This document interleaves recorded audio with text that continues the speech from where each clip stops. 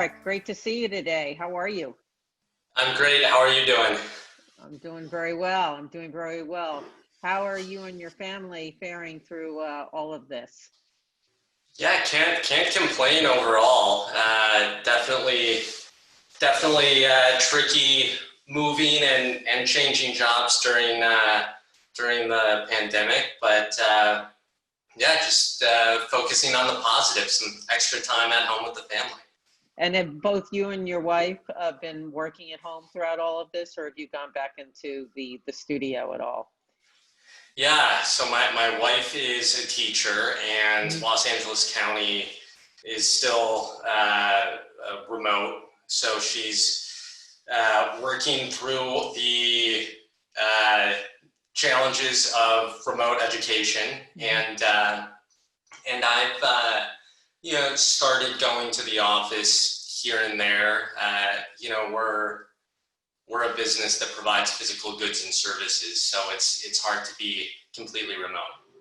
Okay, so tell us about your new job. Tell us about what it was like to start a new job in the midst of all this, and then I want to ask you some questions about the state of the production industry.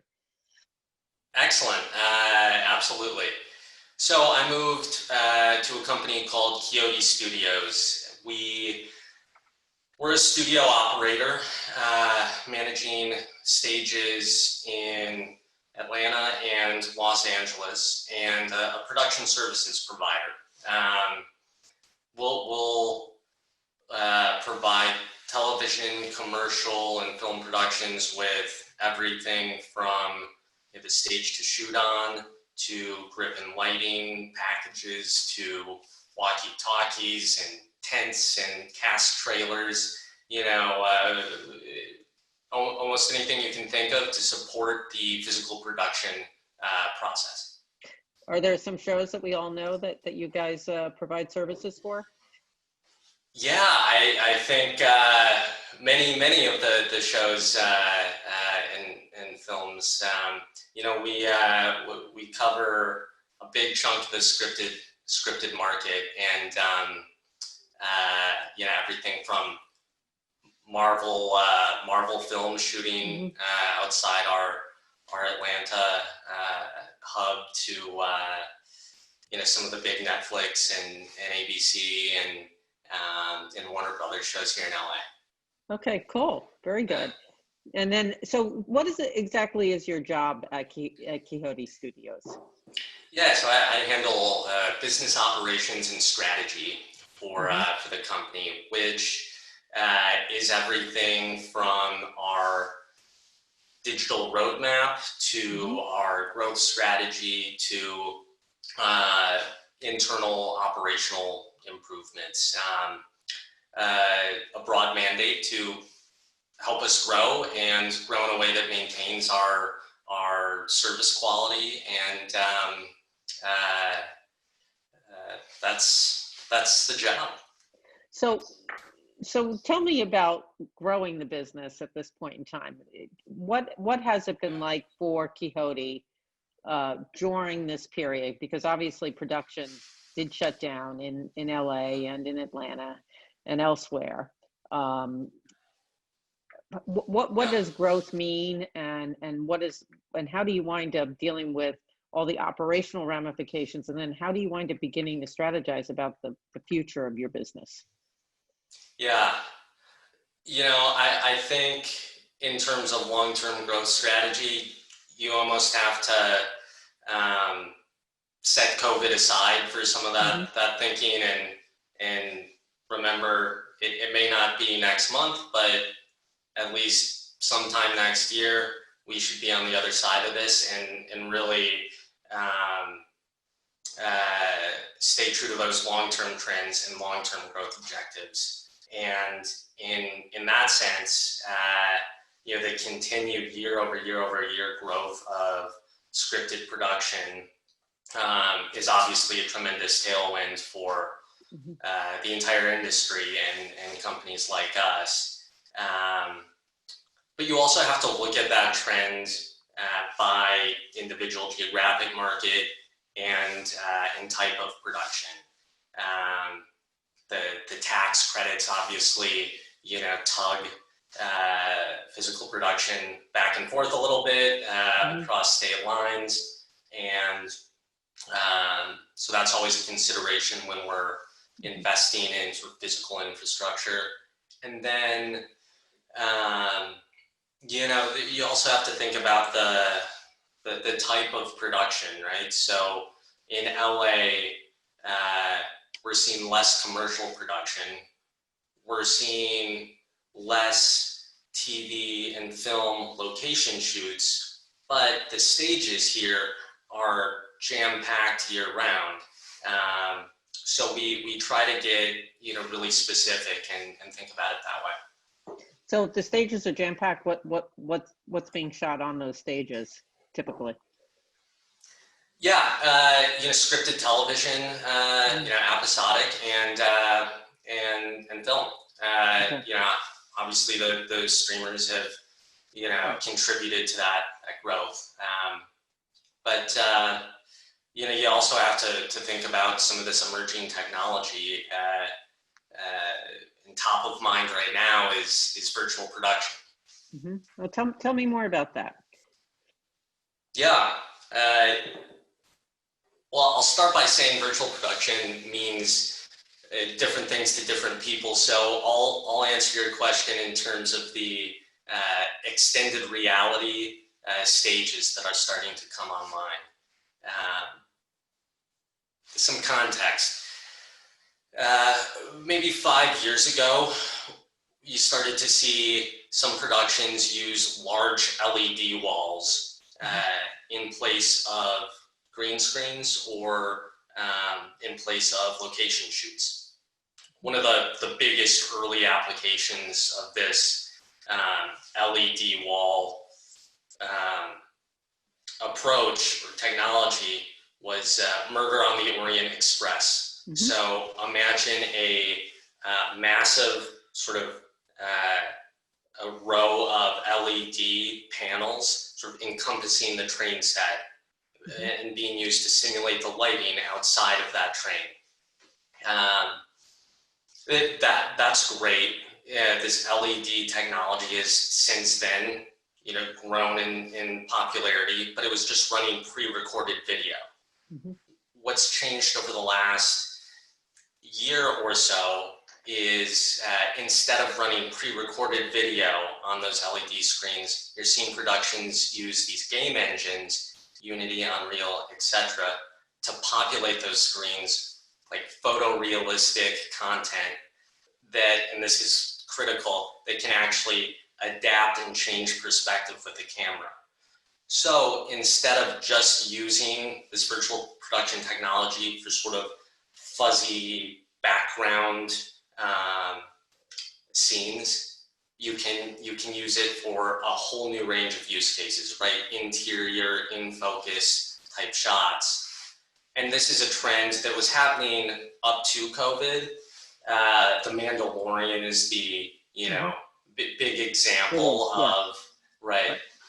But I think COVID has really accelerated this pre-existing trend and pushed a lot of these production companies and stages to really think hard about making this a permanent product offering. And have you guys begun to offer that as part of your production services?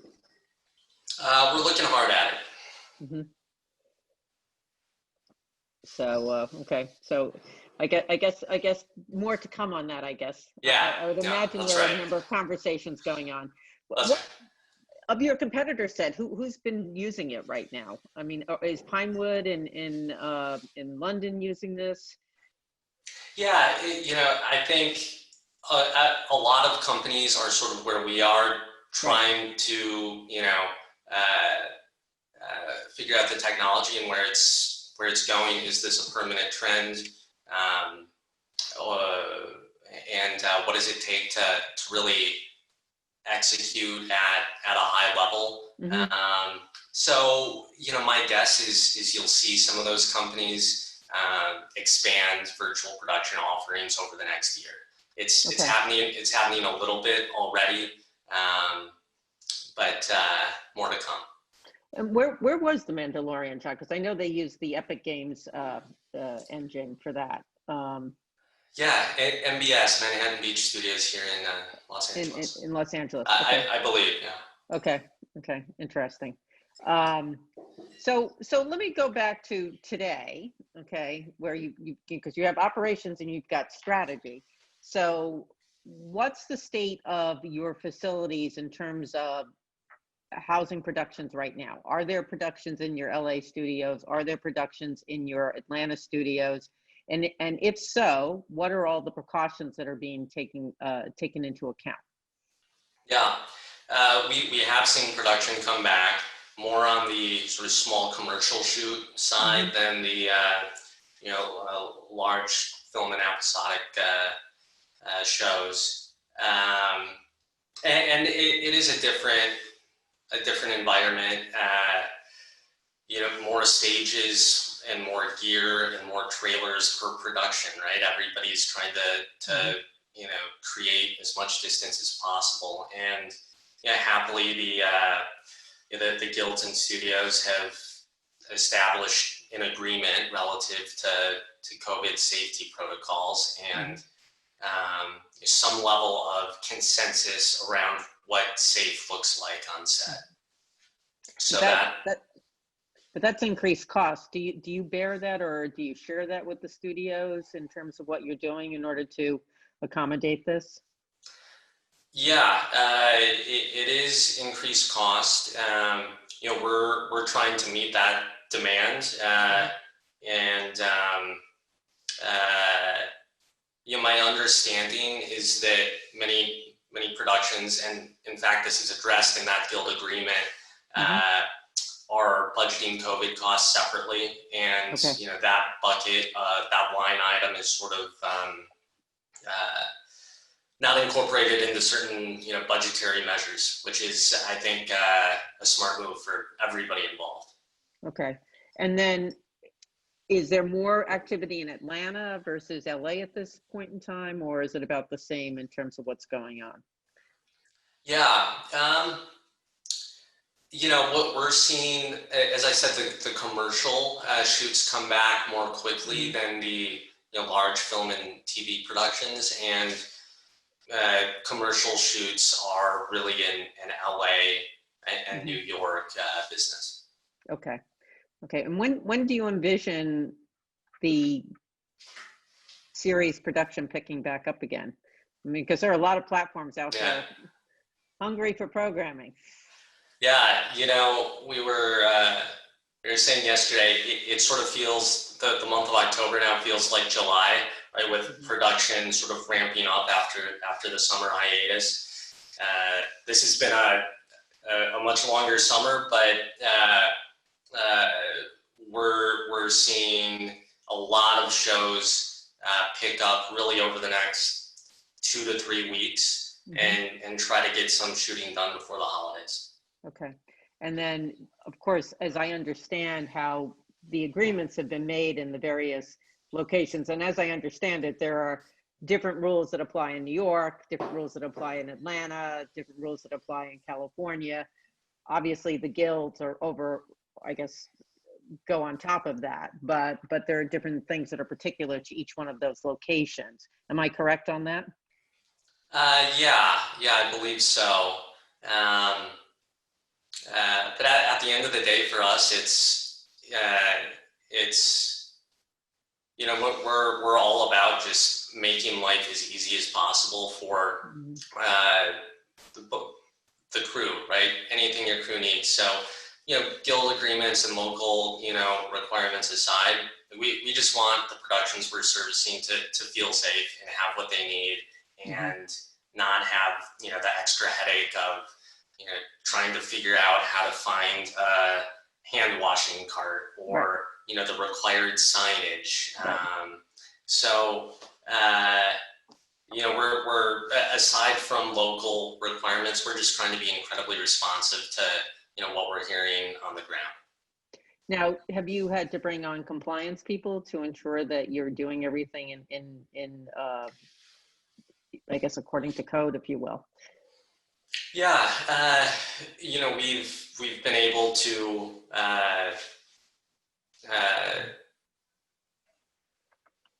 pay attention to the COVID requirements, as part of our existing or with our existing staff and leadership, which has been great. I think everybody's just stepping up and trying to Just doing it. So contribute to it's like it's not necessarily adding new staff. Everybody just getting used to a new normal, if you will.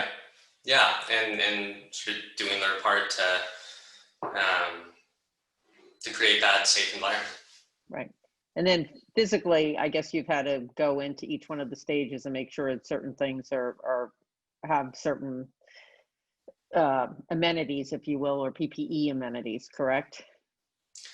Yeah, and every production or studio has their own approach. Some companies are just stockpiling PPE and providing it directly to the productions they work with, in which case crews come into our stage with some of that equipment already. In other cases, we'll help provide some of that, but case by case basis. And are you required to take temperatures of everybody as they come in? And right now the individual productions will handle that. Oh, they handle it. So that's not your okay. Now, have you had to rewrite agreements and contracts with production companies as a result of COVID? Or adding clauses or do addendums? No, I think we're just seeing some shifts in what new customers need, right? Maybe instead of trying to shoot on 3 of the 6 stages in location X, maybe a production wants all 6 stages so that they can spread out and really have the facility to themselves. So we're honestly, as I mentioned before, it's been more demand for space, more demand for trailers, more demand for all the equipment needed to sort of create the social distance on set. Okay, interesting. So when do you think you get when do you think you get back to a new normal, or do you think the way productions are done are going to actually permanently change as a result of this pandemic? I think we'll get truly back to normal once there's a vaccine and a certain threshold of participation in that vaccine. But as I alluded to, I think COVID has accelerated a couple pre-existing trends. One of them being the adoption of this virtual production technology, right? Photorealistic game engine content populated on LED screens. This has been a great period of time for a lot of the DPs and producers, etc., to start getting comfortable with that technology. And I think that will be one example of a permanent shift in the way some productions come together that again was happening before, but is now happening much more quickly because of our situation. Okay. What other technological developments do you anticipate?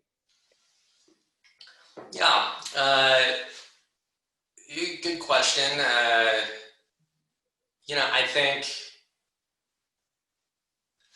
I think over the last several years, really the last decade, the rate of innovation and new products coming out on the camera side has been tremendous. I think it's a crunch for a lot of the rental houses who are trying to keep pace with the latest greatest digital cameras and the Reds and the areas that have become so popular. I think, but I think we're going to see in cameras what has happened with LED and lighting technology over the last, decade. The cost per unit, which is at an all-time high right now, will start to come down dramatically over the next few years. And I think that's, an exciting thing, because I think it means that, the cost of staging a really top tier, great looking production will be cheaper in 5 years than it has been in a long, long time. And that's a great thing for emerging creators and for the creative ecosystem. Mm-hmm. And on the camera side, do you provide the cameras, or are those provided through other outside companies? No, I've worked at companies that make cameras a big part of their offering, but not at Quixote. Okay. Why don't you tell the audience who was your former employer and what you were doing in that regard? Yeah, so this is Quixote Studios is my third production services business. Mm-hmm. Coming out of BCG 5-6 years ago, I joined a company called VER Technologies, the leading provider of actually cameras equipment to reality television productions, but we really service concert tours, television shows, corporate events, the largest production equipment provider. We combined that company with another production services business called PRG, Production Resource Group, and then spent the last few years operating their entertainment division as the COO of that business unit. Mm-hmm. Okay, interesting. And what's been what has it been like switching from that kind of business to which was more equipment oriented to more a facilities oriented business?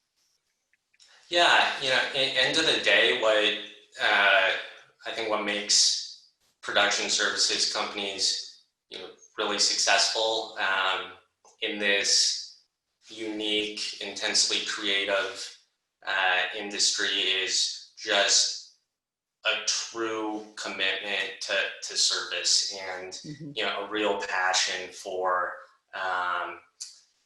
getting it done for our customers and always having their back and being able to deliver in a crunch. And that's something Quixote does phenomenally well.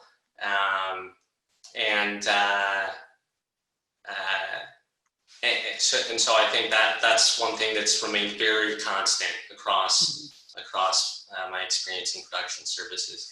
In terms of facilities versus gear, ultimately we're trying to take a fixed asset and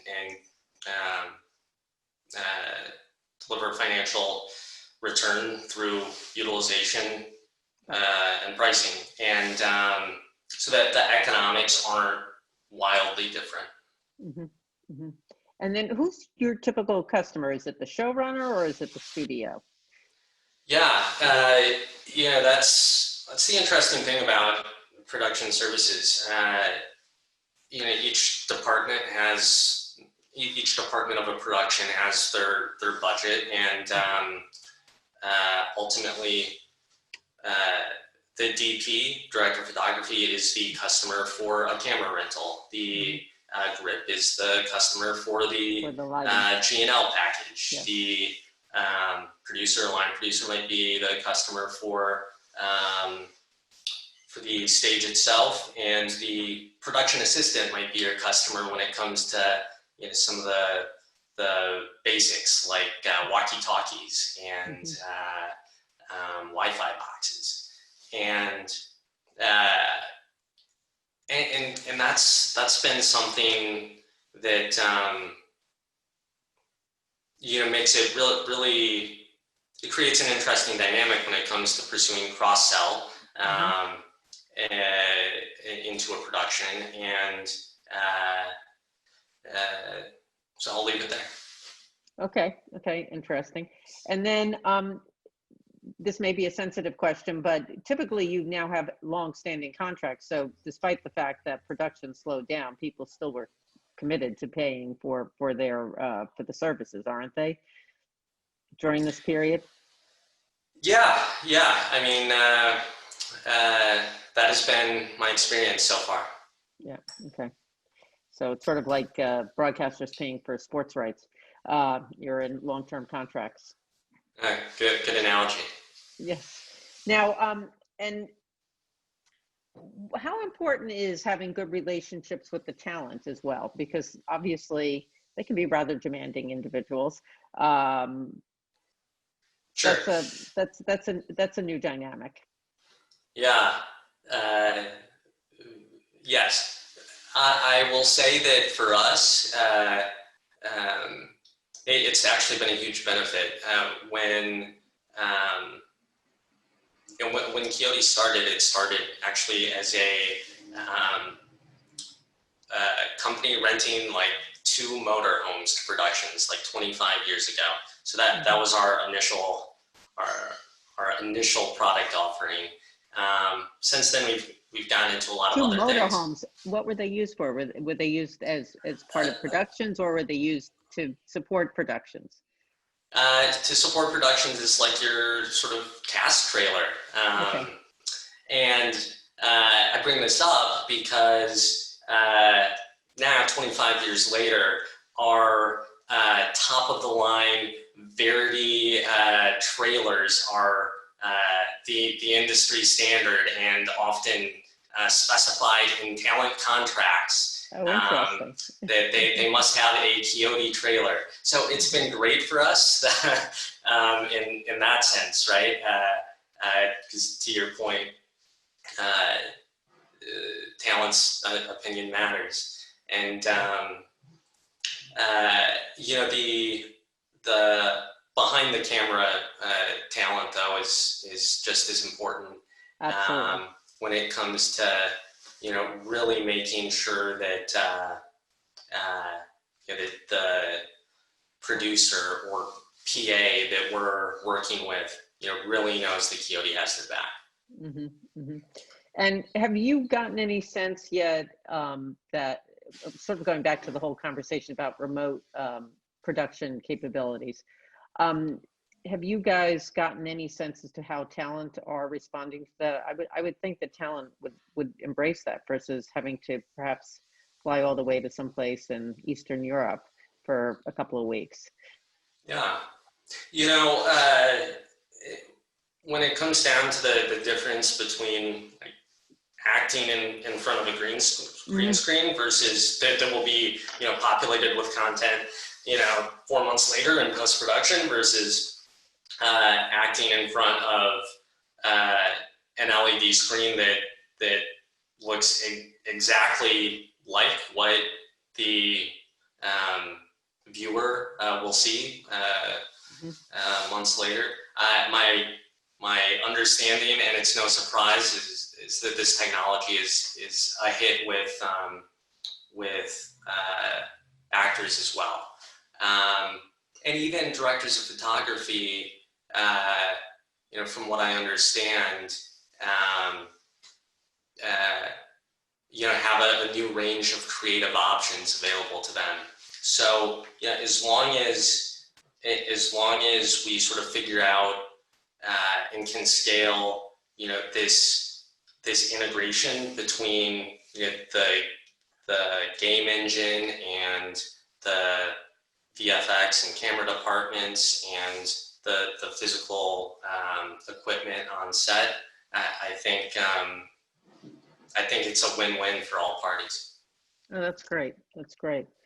And when do you anticipate that you'll be going back to the office on a regular basis? Soon. Really, I'm spending half my time in the office already or more. We're again. Where are you based in LA? Our headquarters are West Hollywood, and then Okay. we have some stages there, some in the Valley. We're all Mhm. over the place. Okay, that's great. That's Yeah. great. And have you gone to watch some of the productions just to get a sense as to how the facilities are working? There are 3 stages at our West Hollywood location where our Hmm. corporate offices also sit. So I walk past productions loading in every day on my way to the office. Okay. So when did you get hired for this particular position? This would have been June, July, this summer. Wow. So you got hired in the middle of COVID. So tell me about interviewing for a new job during COVID and then starting a new job. What's that been like? Yeah, a little tricky, right? Your Mhm. interview process definitely looks a little different.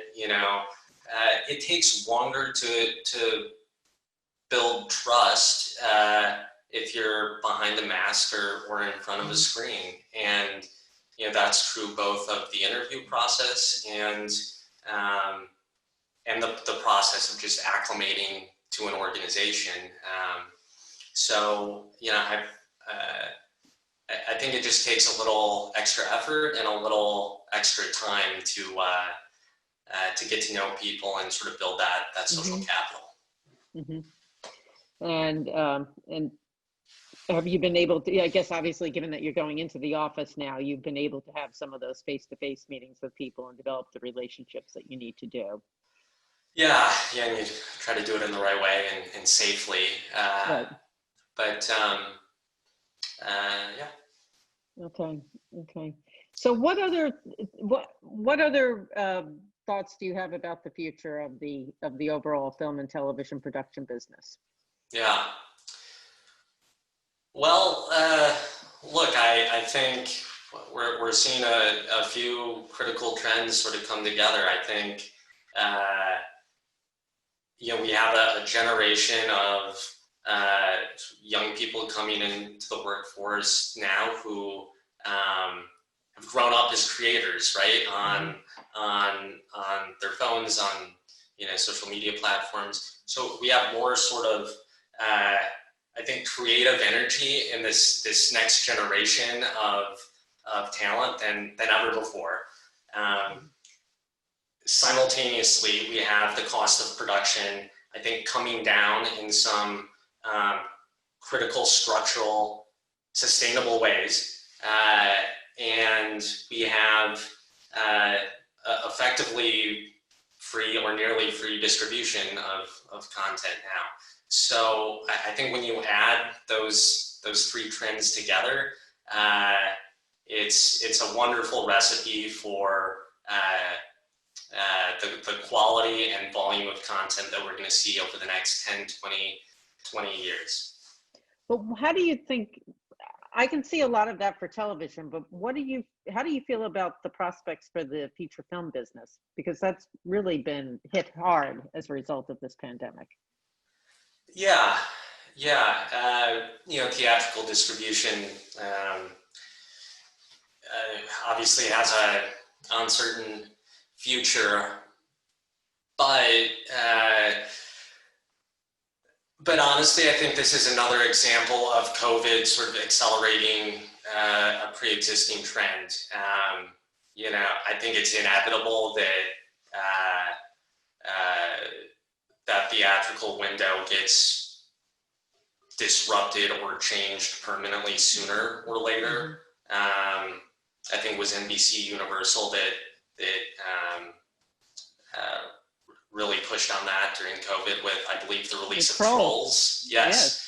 Yes. And I obviously that's a bad thing for the exhibition piece of the value chain, but I don't think that's a bad thing for the creative ecosystem. Mhm. Well, we are looking at potentially like over 50% of the theatrical screens in this country just permanently shutting down. Yeah. So you'll definitely have a more narrow number of screens for films to be distributed on. But then I guess that opens up a lot of opportunities for PVOD in ways that people hadn't thought about before. I think so. I think so. And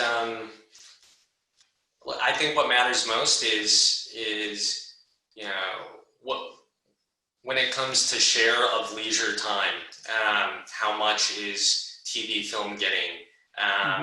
It can be TV film viewed in a theater. It can be TV film viewed on your phone or on your living room TV. But if people are spending their time on scripted productions, we'll find a way to monetize, right? Right. Absolutely. Now, are you guys doing anything in the gaming area, producing for that? Nothing huge that comes to mind. Okay. Although, I mean, to your earlier question, I think gaming feels like a bigger threat to the TV film world than COVID. When you look at those metrics around share of leisure time, it's really gaming that's stealing share. And not only TV and film that are under threat by gaming, sports as well. Live sports. Yeah, absolutely. Are you a gamer at all? I'm not, no. Okay. I play chess on my phone. That's about it. That's about it. That's about it. Now, is your young daughter, I know she's 13, I'm sure you're being very careful about how much content she does consume, but what type of content is she consuming, and where is she consuming it? Yeah, we are being careful, although she's already found a favorite show, Coco Melon on Netflix. There's like 3 episodes of this thing on Netflix, but she never tires of those 3 episodes. Yeah, absolutely. Yeah, no, that was a big acquisition recently by trying to remember the name of the company, but yes, it's actually one of the most viewed YouTube channels in the world. So I've heard. Yeah. Absolutely. Well, Derick, this has been really great to catch up with you and find out what you're doing. I hope things go well for you in your new job, and that you prosper and do well and help facilitate a lot of great content being out there. Thank you so much. Thanks so much. My pleasure.